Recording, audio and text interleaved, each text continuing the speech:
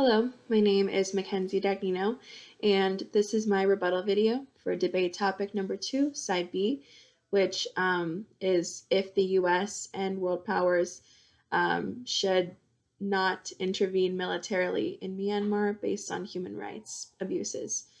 Um, I will be using this video as sort of an overarching argument, looking at some of the arguments I've seen in past videos in favor of side B. So I'll be taking the opposite stance that the US and the world community should be intervening militarily in Myanmar. So to start, the situation in Myanmar has become a sort of human rights abuse crisis. The Rohingya Muslims have been forced to flee across the border into Bangladesh in fear of this ethnic cleansing. And that's led to the question as what does the international community do about this, and what is the best sort of response to take to what's been happening there?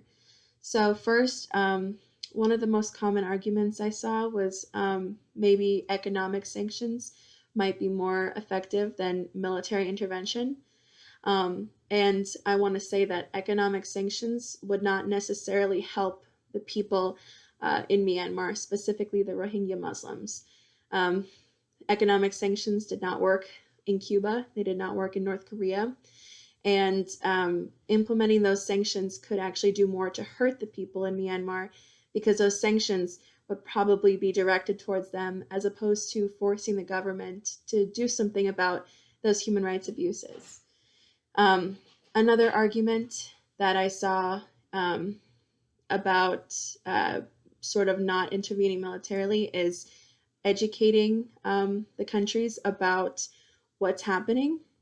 And I think that while that might be a very sort of innovative idea in response, it would not actually do anything to curb the human rights violations that are happening currently in Myanmar.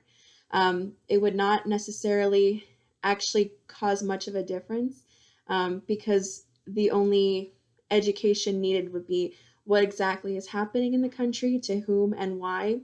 And the international community is looking primarily at the Myanmar government and the Myanmar army for their violations and abuses.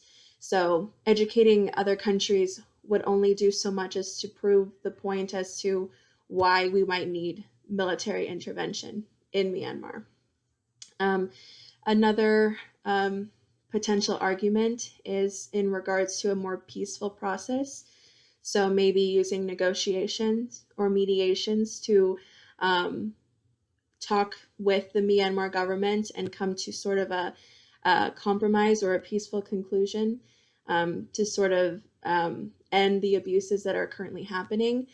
And based on what we've seen by the leadership in Myanmar, that does not seem to be very likely. The current leader has declined multiple times that there are even human rights abuses to consider.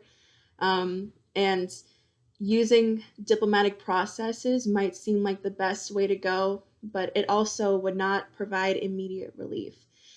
So for the people who are currently suffering these human rights abuses, for those that are being killed or raped on the daily basis, these negotiations and peace talks, while potentially could work in the long run, it could take it would be a much longer approach than, say, actual military intervention.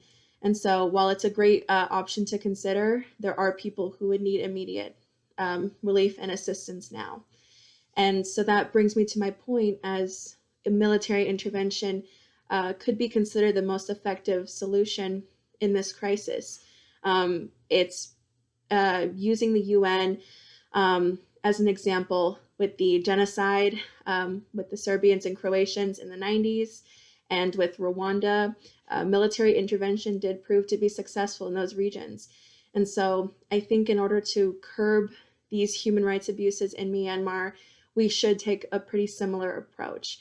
It's been successful in the past, and I think it could also be a more relative example in terms of the effectiveness and the quickness of relief that would come from it. So while negotiations and peace talks might be better for establishing relationship and trust, it would not be a quick solution to what's happening.